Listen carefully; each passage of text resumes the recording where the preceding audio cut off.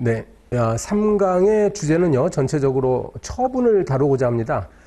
우리가 행정법 전체 시험범위에서 이제 하이라이트이기도 하고, 여러분 이제 그 가장 좀 어려워하시는 부분이기 때문에, 요 처분은 행정쟁송의 대상이에요. 네. 우리가 이제 국가가 행정작용을 다양한 형식으로 하는데, 그 중에 국민의 입장에서 보면 가장 좀 부담스럽고, 그 피해를 입기가 쉽고, 그래서 뭔가 그 쟁송으로 다투고 싶은 부분들을 이제 처분이란 개념으로 벌써 서양에서는 한 200년 전부터 이게 개념이 형성되어 온 겁니다. 그래서 우리 행정소송법이나 행정심판법도 처분을 중심으로 이루어져 있어요. 한쪽엔 처분, 그 다음에 한쪽엔 부작인데, 그 중에서 이제 이 시간에는 처분을 다룹니다. 여기서 처분에 대해서 여러분이 익숙해지면 나중에 행정법 공부를 하실 때 전반적으로 굉장히 쉬워질 수가 있어요. 그래서 준비를 했으니까요. 봅니다. 우리가 소송의 종류는 많이 있었는데, 그 중에 취소소송 기억나시죠? 우리 행정소송법은 취소소송 중심으로 되어 있습니다. 그래서 취소소송의 대상은 처분이에요. 그 처분이 뭐냐? 그 개념 정의가 있죠. 행정청이 행하는 구체적 사실에 대한 법 집행으로서의 공권력의 행사 또는 그 거부와 그 밖에 이에 준하는 행정작용. 뭐 이렇게 되어 있어요. 그리고 요 재결도 있는데, 행정심판을 이미 거쳤다 하면, 그 뜻이에요. 행정심판은 임의주의라고 했죠? 거치지 않아도 되는데, 혹시 행정심판을 먼저 선행했으면, 그 행정심판의 결론이 재결이에요. 재결이 혹시 위법하다. 그러면 예외적으로 재결도 행정소송의 대상이 되도록 해놨습니다. 자, 우리가 소송법만 공부하는 분들이 약한 부분이 이것이 있는데요. 여러분은 이제 행정사 시험 준비하시는 분들은 이제 우리가 행정법 전체를 보니까 공부하면 뭐 다 아십니다. 요거 잘 알아두실 필요가 있어요. 제가 여러분 업로드한 그 상세한 자료는 조금 자세히 해놨죠. 그걸 잘 보시기 바랍니다. 사실은 오늘 이것만이라도 이해를 잘 하면은 오늘 소기의 목적을 달성했다고 저는 생각을 해요, 여러분. 이게 중심이 됩니다. 행정법의 중심이 됩니다. 자, 그래서 간단히 말씀드릴게요. 여러분 상세한 자료는 보시고요. 행정청이 이제 국민에 대해서 첫 번째로 하명이라는 거 할 수 있어요. 하명 나왔죠? 명령을 내린다는 겁니다. 예, 명령을 내리는 건데, 상대방한테 이제 그 자기 하명, 뭘 하라 또는 이제 하지 말아라, 부자기. 그리고 참아라. 그리고 뭘 내라, 국가에 급부.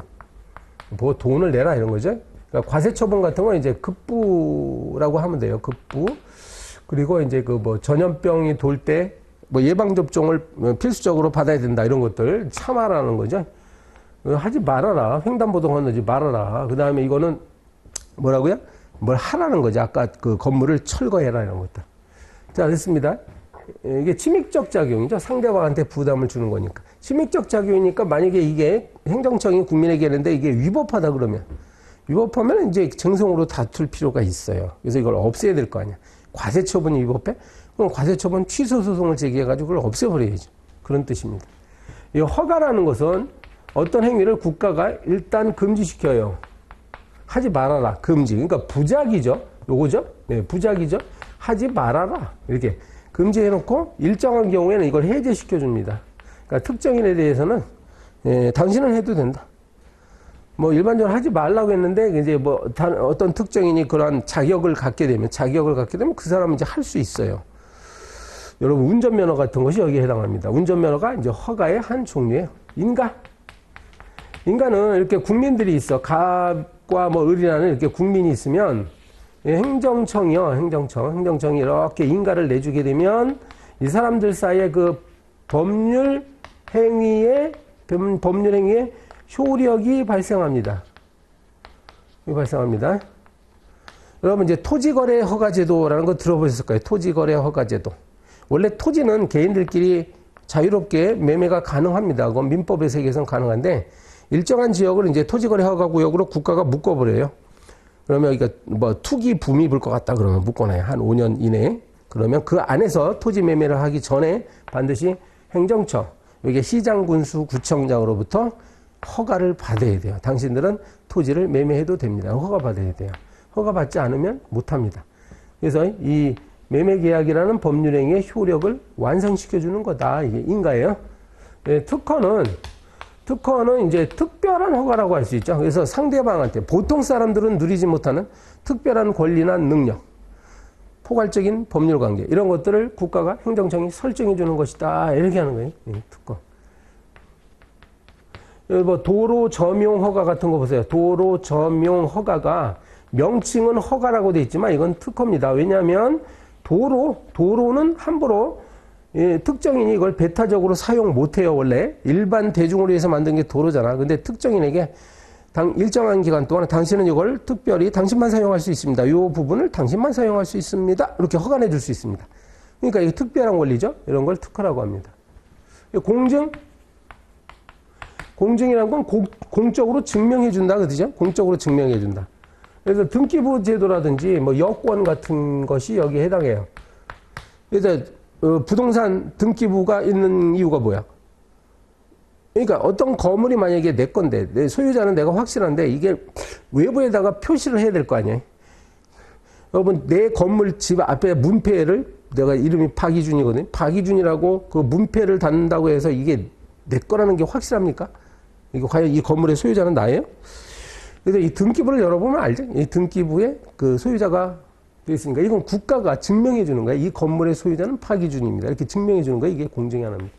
여권을 보면 이제 그 유효기간이 있거든. 당신은 이 여권을 통해서 해외로 출국할 수 있습니다. 이때까지 출국할 수 있습니다. 확실하게 증명해 주는 거예요. 네, 확인. 바로 이게 행정심판 재결 같은 것이 대표적인 확인이에요. 재결이라는 이 행정심판이라는 건 행정청하고 국민하고 막 다투는 거거든. 어떤 권리를 둘러싸고 이제 누구 주장이 옳다 막 다투잖아요. 그럼 행정심판위원회에서 이걸 판단해 주는 거예요. 확인해 준다는 거죠. 이 다툼을 해결해 준다는 얘기예요. 통지.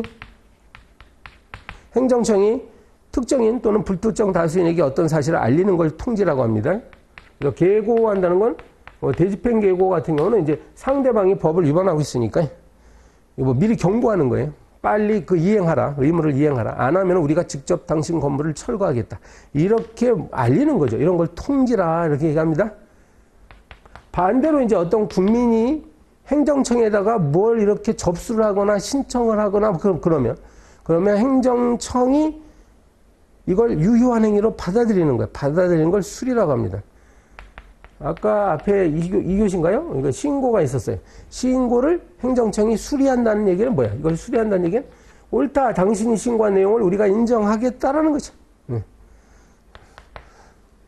일단 이걸 이렇게 정리한 이유가요. 이게 가장 전형적인 행정행위인데 여기에서 만약에 그 행정청이 이러한 행위를 통해서 상대방이 뭐 권리를 제한당하거나 아니면 뭐 의무를 새롭게 부담하거나 그렇게 되겠지. 그런 상황에서 이러한 행위들이 혹시 법을 위반했거나 그러면은 상대방은 소송을 제기하면 됩니다. 그래서 자기의 불이익한 점을 제거하는 것이에요. 알겠죠? 네. 자, 그 다음에 이거는 이제 이론적으로 봤을 때 조금 전에 제가 제목을 이제 이런 것들의 제목을 전형적인 처분이라고 내가 표현했잖아요. 전형적인 처분. 그 말은 지금 오래전부터 이런 건 당연히 처분이다. 이렇게 다 누구나 이론 없이 그러니까 다른 견해 없이 다 인정을 할 수가 있어. 이건 다 처분이야. 확실히. 근데 때로는 행정작용 중에는 이게 처분인지 아닌지가 애매모호한 것들이 많습니다. 조금 이따 다음 화면에 보이실 텐데 그러면 일단 이론적으로 어떠한 특징을 갖고 있어야 이게 처분이냐. 이걸 먼저 이론을 정립해놔야 될 거 아니야. 그래서 보통 얘기할 때 이렇게 얘기합니다. 자, 이게 행정작용으로서 처분이 되려면 첫 번째로 행정청이 한 행위해야 된다. 이렇게 표현하는 거예요. 행정청이 한 행위지 저 같은 뭐 개인이 한 행위는 절대로 행정처분이 될 수 없습니다. 그래서 처분은 행정청이 하는 거고요. 그다음에 그러면 행정청은 뭐라고요? 행정주체 의사를 결정해서 외부에 표시하는 권한을 가진 기관. 그래서 서울시장이나 경기도지사나 뭐 종로구청장이나 이런 사람들 행정청이라고 하고요. 그 밖에 이제 그 행정청 자체도 있지만 행정청에 의해서 권한을 위임 또는 위탁받은 다른 기관, 공공단체 및 그 기관 또는 사인 이렇게 돼 있어. 그래서 이 사인이 바로 공무수탁 사인이에요. 그러니까 여러분 그 행정청의 개념은 굉장히 넓어요. 서울시장이나 종로구청장만이 행정청이 아닙니다. 많이 있어요. 뭐 한국도로공사 같은 경우는 국토교통부 장관으로부터 이 도로 관리 권한을 위임받았기 때문에 한국도로공사 같은 경우도 행정청이 돼요. 장관이 아니지만 그런 뜻이고. 두 번째 요소가 이제 구체적 사실에 대해서 법을 집행하는 것이 된다. 이제 구체적 사실. 특정인에게 어떤 구체적 사건이 발생하는 거예요. 이 갑이라는 사람한테 세금 500만 원을 딱 부과했다는 건 뭐야? 이 구체적 사실을 규율하는 거죠. 우리가 그 법전에 보면 모든 국민은 이러이러한 것을 해서는 안 된다라고 막 규정돼 있죠, 법에. 그래서 이 법 규범은 행처분이 아닙니다. 처분은 구체적 사실이 된다니까. 그래서 이 법 규범은 이제 추상적 사실이라고 그래요. 일반적이고 추상적 사실. 관련자가 개별적이고 규율 대상이 구체적입니다. 여러분 퀴즈를 하나 낼까요? 그 횡단보도를 설치하는 행위, 이거 처분이에요. 왜 그런지 알아요? 횡단보도를 설치하게 되면 요 횡단보도로 다녀라 그거잖아요. 무단횡단을 하지 말고 여기로만 다녀라 그잖아. 그러니까 구체적 대상이 있죠. 처분입니다. 공권력 행사 거부. 그래서 그 처분이라는 거는 공권력을 행사하는 거고요. 반대로 또 그 공권력을 신청했는데 거부하는 것도 여기에 해당하죠. 공권력 행사라는 것은 행정청이 국민보다 우월한 지위에서 일방적으로 뭔가 권한을 행사하는 걸 공권력 행사라고 부릅니다. 공권력 행사의 반대말은 비권력 행위죠. 국가가 권력을 행사하지 않는 작용도 굉장히 많이 합니다. 공법상 계약, 행정지도, 행정계획 이런 것들은 권력이 개입하는 것이 아니에요. 원칙적으로. 네. 그리고 그 밖에 우리 그 행정소송법의 처분의 개념을 쭉 개념 정의해놨는데 맨 마지막에 이 말이 나와요. 그 밖에 이에 준하는 행정적. 그 밑에 다음에도 뭐 재결도 있지만 아무튼 이 단어 때문에 이 어구를 왜 뒀냐면은 이제 그 앞에 설명한 그 개념 요소들 있잖아요. 앞에 화면에 있었던 개념 요소의 어떤 특징을 갖고 있는 모든 행정작용을 말하겠다 이 뜻이에요. 그러니까 이게 이제 어떤 실제 사건이 발생했을 때 과연 여기에 해당하는 건지 이 학설과 판례로서 정리가 됩니다. 우리가 할 일은 이제 판례가 그럼 각 개별적 사례에서 이걸 처분으로 받는지를 엄청 외워야 돼요. 나중에 공부하실 때. 자, 그래서 계속 처분 이야기를 좀 하는데요. 처분성이 항상 우리 시험 문제에서 문제가 되는 첫 번째 주제가 거부처분 이야기가 나옵니다. 이 거부처분이라는 것은 여기에 이제 신청을 하는 거예요. 근데 이 신청의 대상은 처분이죠. 누군가가 조금 전에 말씀드린 그러한 처분을 신청을 했는데 이걸 거부한다 그 뜻이에요. 거부한다. 이걸 받아들이지 않겠다 이거죠. 거절한다는 얘기예요. 거절한다. 이걸 거부처분이라고 합니다. 처분을 거부해요. 거부처분. 이것도 일종의 처분이에요. 그러니까 이 거부처분이 위법하면 상대방은 이걸 어떻게 해요? 행정소송을 제기하면 되죠. 행정소송을 이렇게 제기하는 거예요. 그래서 만약에 이게 이 사람이 이기면 소송에서 이 사람이 승소 판결 받으면 이 거부처분이 없어지는 거잖아요. 없어지면 행정청은 다시 이 사람이 신청했던 그 처음에 이전에 그 신청을 다시 검토해가지고 적절한 처분을 다시 내려줘야 됩니다. 그렇죠? 일정한 처분을 신청했을 때 신청에 따른 처분을 거부하는 거. 이것과 구별되는 개념이 부작위를 있으니까 참고하시라고 썼어요. 그래서 신청에 대해서 여기 신청은 여기 정확히 쓰면 처분을 신청한 겁니다.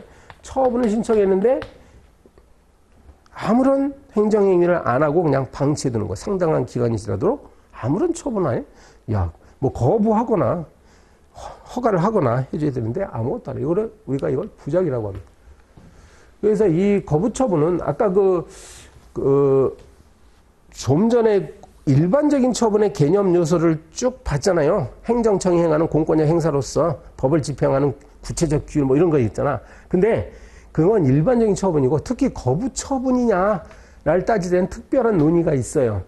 일단 거부처분이 되기 위해서는 그 거부되는 것이 공권력 행사여야 돼. 그러니까 공권력 행사가 아닌 뭐 사실행위 같은 거, 우리 집 앞을 청소해달라고 신청했는데 거부당했어요. 이거는 거부처분이 아닙니다. 청소를 한다는 거는 공권력을 행사하는 게 아니잖아요. 그리고요, 그 다음에 이 거부했다고 해서 무조건 전부 다 거부처분이야. 그것도 아니고 그 거부로 인해서 그 상대방 국민의 권리나 이익에 직접적인 영향을 미쳐야 돼요. 직접적인 영향을 미친다는 건 그건 법적인 효과가 나타난다는 뜻이고, 그죠? 법적인 효과라는 것은 권리나 의무 이런 것들과 관련이 되는 것이어야 됩니다. 그리고 이제 요건 계속되는데 세 번째 요건이 있어요. 그 신청권이 필요한지가 논의의 대상이에요. 그러니까 이 국민은 행정청에 대해서 뭔가 신청할 권리가 있어야 돼. 처분에 대해서 신청할 권리가 있는 사람이 신청했는데 거부당한 거. 이게 거부처분이라는 게 통설과 판례입니다.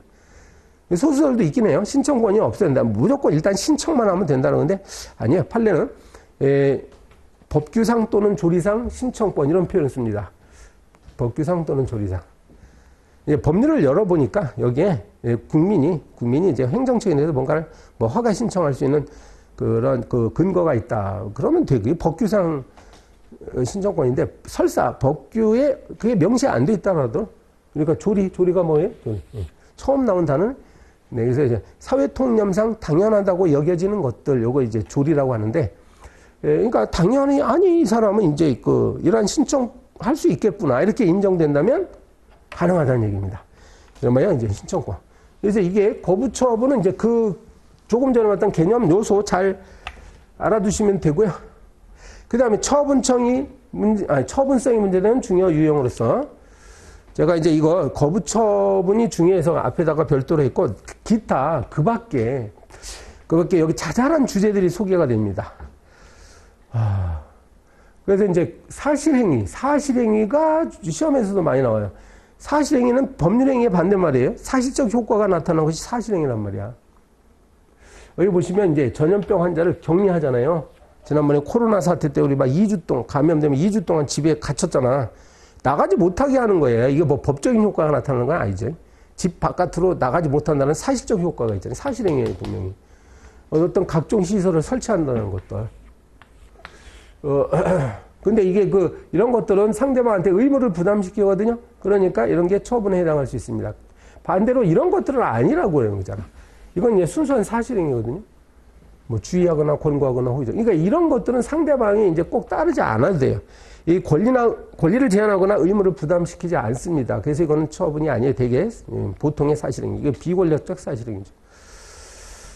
단순히 확인하거나 통제하는 그런 사실행위도 처분이 아닙니다. 이게 지금 시간이 많이 부족하기 때문에 이걸 자세히 설명은 못 드리는 거 양해해 주시고요. 우리가 지금 이 강좌의 목적은 뭐라고요? 이제 공부를 이런 것들을 하는구나. 이걸 이제 여러분이 아시면 되니까 한번 쭉 보겠습니다. 이제 우리가 다룰 것이 이제 각종 명령, 행정규칙, 고시조례. 저기에 보면 형식적으로 저거 4개를 묶어놓은 이유가 형식적으로는 추상적이고 일반적인 형식으로 돼 있어요. 조문의 형식으로 대체로 다 되는 조문. 그럼 아까 말씀드렸듯이 조문, 법 규범이라는 것은 원래 일반적 추상적인가 처분이 아니죠. 네, 그래서 처분이 아니에요. 그러나 이거 예외야. 그러나 만약에요, 이것이 직접 그 자체로서 직접 국민의 구체적인 권리 의무나 법률 관계를 규율한다. 그렇게 되어버리면은 처분에 해당할 수도 있습니다. 우리가 이제 뭐 가령 고시 같은 경우 중에는요, 많은 고시 중에는 이제 처분이라고 부르는 것들이 많아요. 어떤 특정한 사안에 대해서 서울시장이 고시문을 발표했을 때 그 고시 안에 어떤 모든 서울시민이 아니라 서울시민 중에 일정한 사람들에게 직접 영향을 주는 내용들이 있다니까요. 네. 뭐 청소년 유해 매체물을 판매하는 사람들에 대한 고시 막 이렇게 되면 청소년 유해 매체물을 판매하는 사람이 많지 않잖아요. 서울시민 중에. 그러니까 그 사람들한테 이게 직접 적용된다니까. 그래서 그런 경우는 이제 처분으로 보는 예외가 있습니다. 그리고 의회, 지방의회 말하는데 지방의회, 또 뭐 국회도 마찬가지고. 아무튼 주로 이제 지방의회가 문제예요. 지방의회는 의결기관이지 이른바 집행기관이 아니에요. 그래서 우리가 지방의회를 행정기관이라고는 하지 않습니다, 원래. 그렇지만 이것도 마찬가지로 뭔가 직접 어떤 상대방에게 법률상지에 영향을 미친다 그러면 또 처분이 될 수 있어요. 우리 판례에 나오는 것도 이런 게 있습니다. 지방의회 의원 중에 어떤 사람을 이제 제명한다. 이게 지방의회의 이름으로 제명하는 거거든. 그러니까 그때는 지방의회가 제명 처분을 한 거예요. 의장단을 선거한다는 것도 지방의회의 이름으로 의장단을 선거하는 겁니다. 그러니까 여기서 만약에 위법한 절차에 의해서 의장단 선거에서 낙선한 사람은 이걸 다툴 수가 있어요. 처분이기 때문에. 행정계획은 플랜이죠. 그러니까 장래를 내다보고 뭔가 청사진을 만드는 게 계획인데 사실은 행정계획의 형식을 띠고 있지만 이게 구체적으로 국민에게 직접 권익에 영향을 주는 그런 계획이 있을 수가 있죠. 대표적으로 그린벨트. 어느 지역을 그린벨트로 지정한다는 것도 행정계획인데 그린벨트로 내 땅이 지정되는 순간 나는 재산권을 행사하는데 크나큰 제약을 받게 되죠. 건축물을 함부로 못 지어요. 그렇게 돼버리면 이거는 권리를 제한하는 거니까 처분이 됩니다. 이런 내용이 있죠. 그 다음에 이제 부관이라는 게 있어요. 부관. 부관은 이제 행정행위가 이렇게 있으면, 행정행위가 있으면은 여기에 이제 혹처럼 부관이 이렇게 붙어버리는 건데, 이게 원래 이제 행정행위, 뭐 가정 허가 같은 거. 그러니까 행정청이 홍길동이라는 사람한테 허가만 딱 내주면 좋겠는데, 대개의 경우 여기다 부관을 달아버려요. 막 조건 같은 걸 단다는 거죠. 당신 영업을 할 수 있대, 이러이러한 어떤 의무를 부담합니다. 이렇게 하는 거예요. 이게 부관이에요. 부관. 그죠? 부관은 자기, 부자기, 수인, 급부 의무를 부과하는 거예요. 부관 중에, 그러니까 자기, 부자기, 수인, 급부 의무를 부과하는 부담이 이제 실무적으로 가장 문제가 되는데, 그 명칭대로 상대방 입장에서는 부담스럽죠. 이 의무를 부과하니까. 이럴 때는 이제 그 우리 판례가 얘기합니다. 요 부담만 빼고, 요게 부관이랑 부담이랑 부관만 싹 빼고, 요 허가는, 그러니까 상대방 입장에서는 허가는 남겨두고 부관만 빼고 싶죠. 그지? 그럴 때 과연 요 부관을 취소해달라고 소송을 제기할 수 있느냐가 요 부관에서 가장 중요한 논점이에요. 그래서 보시면 취소소송 제기가 가능하다. 독립하여.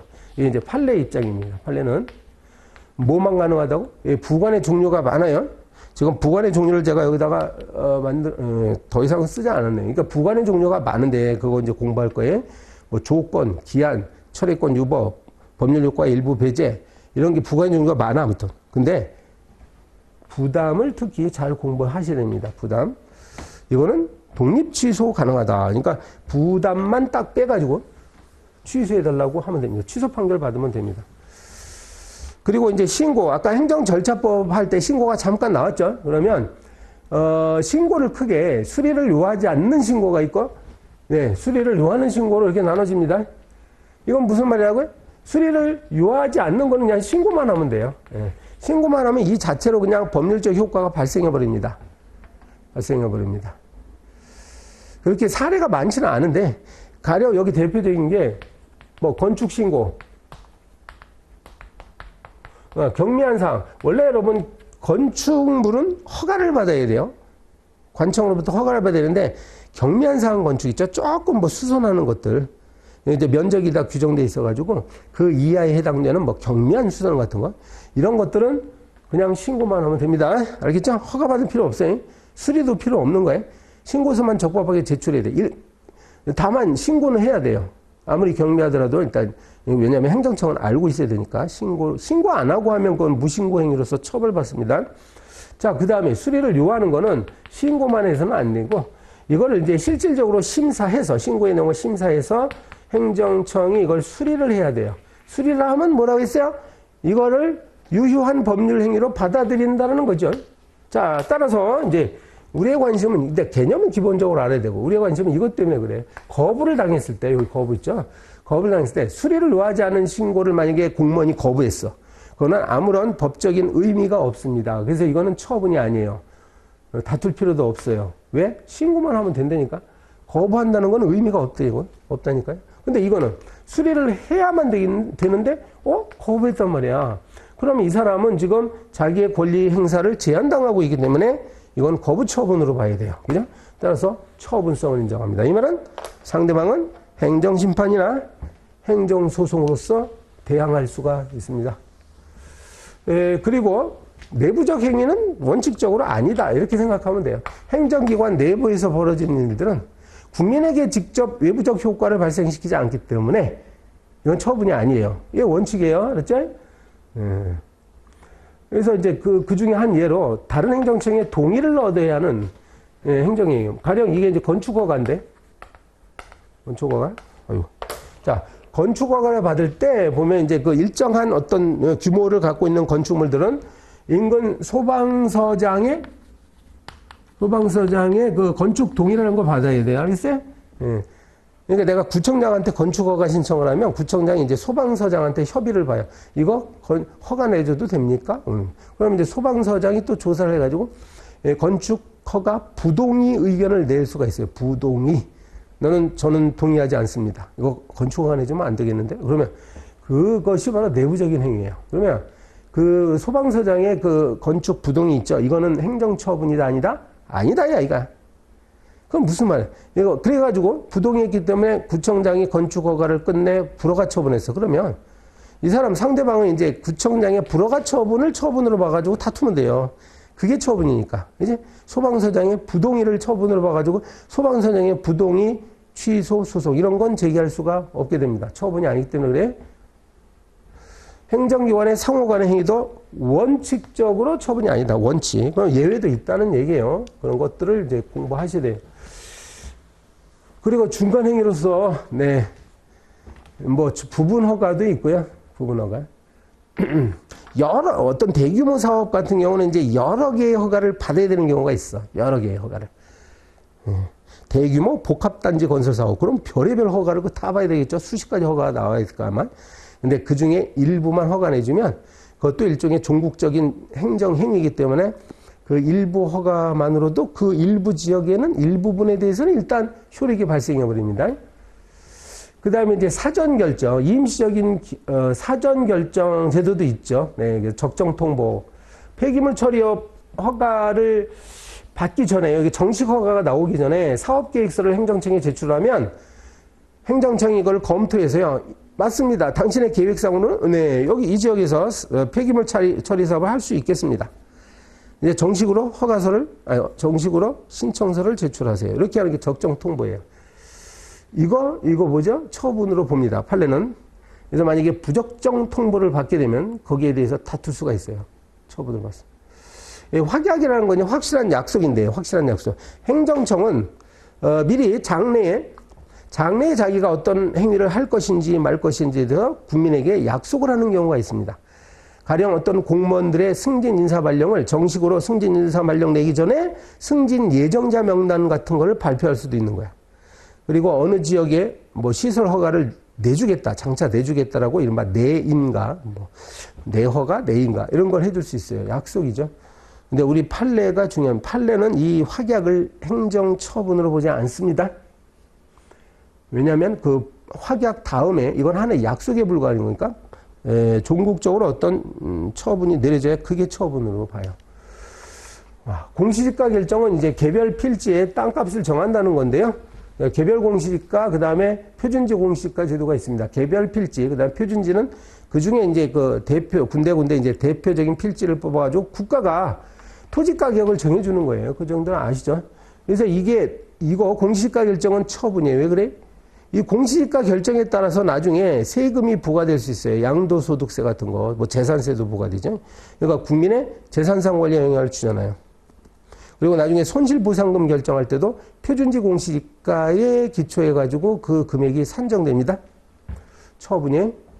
자, 체납자의 재산을 압류 공매하는 것이말로 이게 강제징수제도인데 이것도 당연히 처분입니다. 아니, 재산권을 뺏기는 거예요, 체납자. 압류 공매 처분하게 되면. 반복된 행위 같은 경우는 계속적으로 침해적 행정처분이 막 반복된다. 예를 들어서 계고. 우리가 이제 그 대집행 들어가기 전에 행정청은 그 의무를 불이행한 사람한테 일단 계고할 수 있어요. 경고 처분하는 거야. 빨리 철거해라. 철거 안 하면 우리가 대집행하겠다. 그런데 계고는 딱 한 번만 해도 돼요, 원래 법에는. 계고해서 말을 안 들으면 다음 단계로 넘어가도 되는데 혹시 공무원들이 되게 이렇게 여러 차례 하는 경우가 많습니다. 이거는 어떤 행위냐면 이건 기간을 좀 연장해 주는 것으로 봐요, 우리 판례는. 따라서 1차 계고, 2차 계고가 있으면 요 1차 계고만 처분입니다. 네. 이제 이거는 기간을 연장해 주는 것에 불과하죠. 그 다음 밑에 있는 것들은 거부 처분 이후 동일한 내용이 신청해서 다시 거절해요. 그러니까 여기에 처분을 신청했는데 한번 거부당했어. 원래는 이 거부 이렇게 당하면 그냥 막바로 여기에 대해서 행정심판이나 행정소송을 제기하면 되는데요. 안 하고 또 이번에 신청하면 어떻게? 다시. 어떤 처분에 대해서 다시 신청해서 그럼 행정심이 또 거부하겠죠. 이렇게 되면 이거는 이거하고 달리 요 거부가 전부 다 처분이에요. 이건 두 개가 다. 왜냐하면 이게 독립적인 신청이거든요. 그러니까 처음부터 다시 했다라고 봐야 돼요. 다시 했다. 네. 새로운 처분이 있는 것으로 봅니다. 경정처분은 증액 경정처분, 감액 경정처분. 네.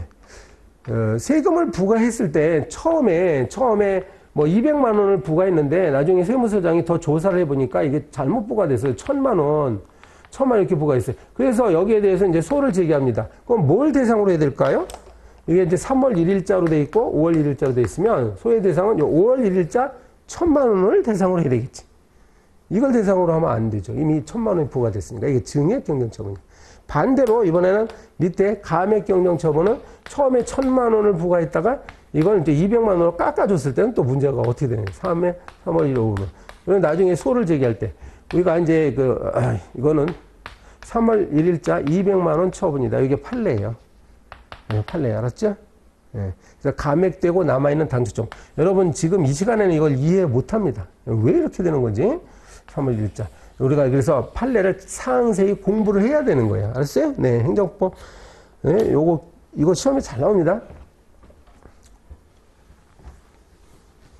이 시간이 오래 걸려요. 이거 뭐 한 10분 넘게 설명해야 돼요. 왜 이렇게 되는 건지. 아무튼 여기서는, 네, 이런 주제를 다루는구나. 이거 아시면 될 것 같아요.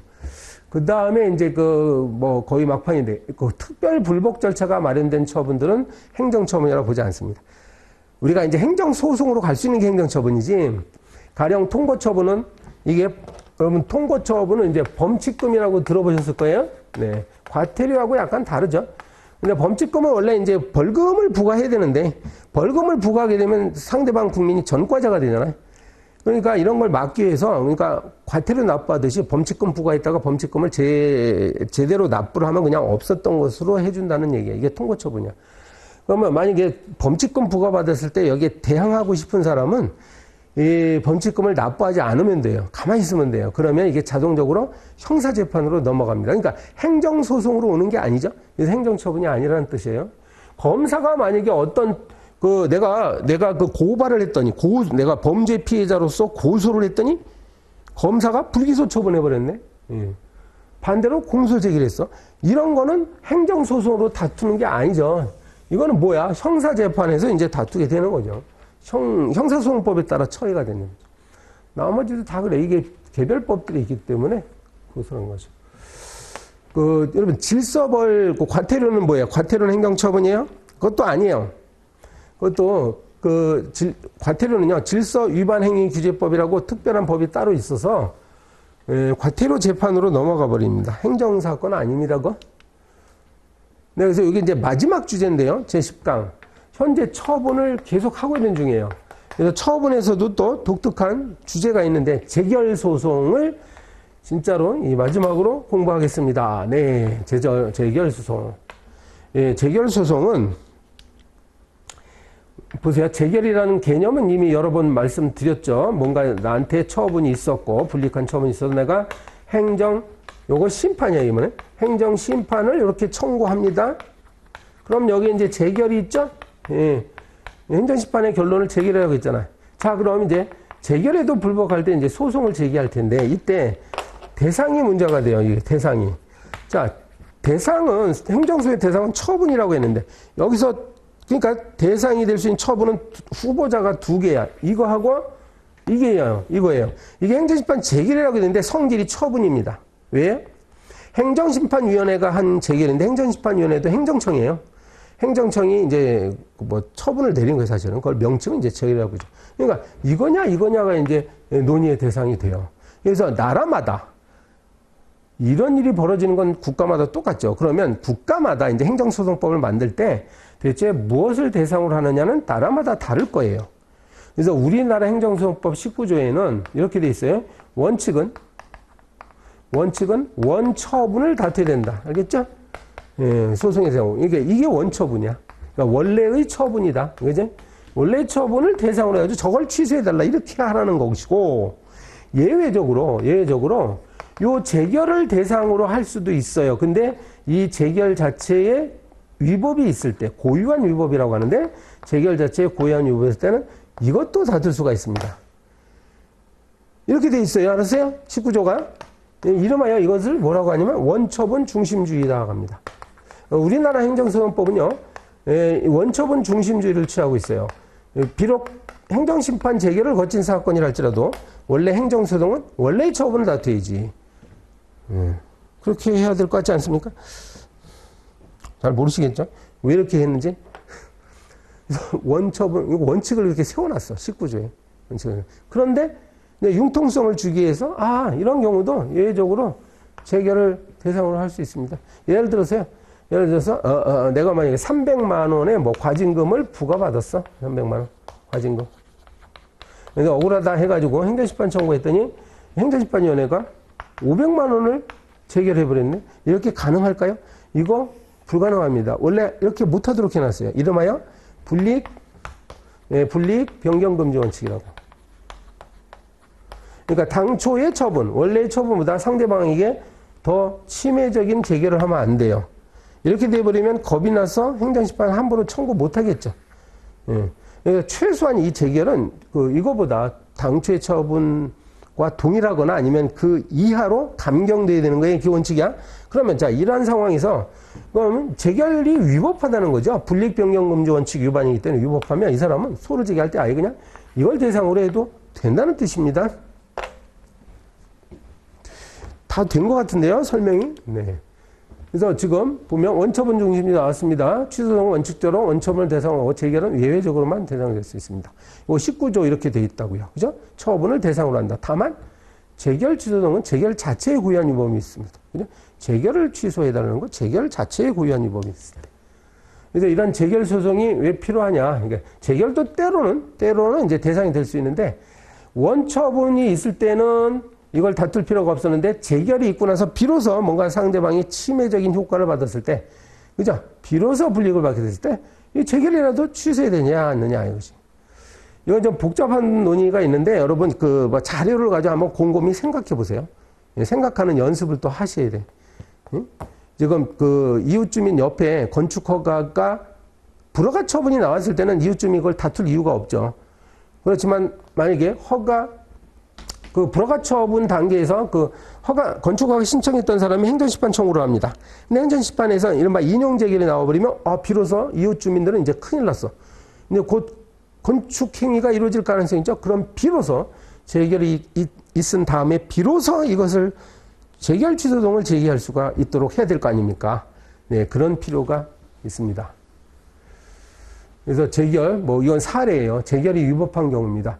그래서 행정심판 청구를 잘못하면 그걸 부적법한 청구라고 하는데, 아니, 부적법하면 원래 각하시켜야 돼요. 근데 인용재결했다? 이거 위법한 거죠.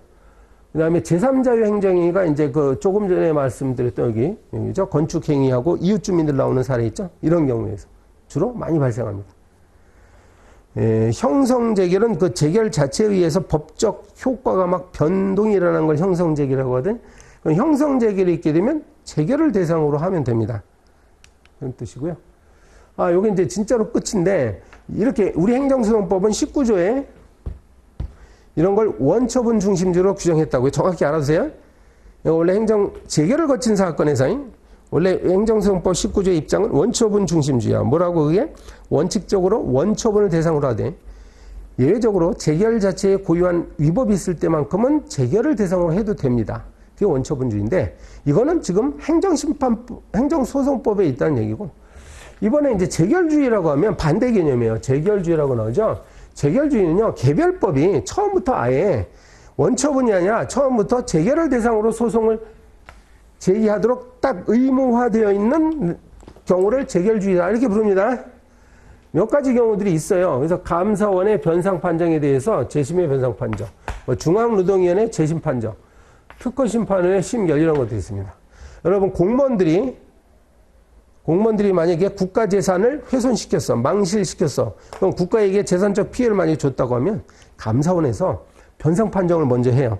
당신 말이야, 박희준 공무원, 당신 국가에 대해서 500만 원 변상하시오. 이렇게 변상 판정을 감사원에서 하면요, 내가 또 억울하죠. 그러면은 감사원에다가 이른바 재심 신청을 합니다. 다시 한번 심사해달라고. 그럼 이제 감사원이 재심 판정하죠. 재심 판정에 대해서 또 내가 너 억울하다, 불복할 수 있죠. 그때는 원처분이 아니에요. 알았어요? 원처분이라고 하게 되면 원래 처음에 했던 판정이잖아요. 그게 아니라 우리 관련 감사원법은 그 두 번째 한 재심 판정을 소송의 대상을 하도록 규정을 해놨단 말이야, 법률에.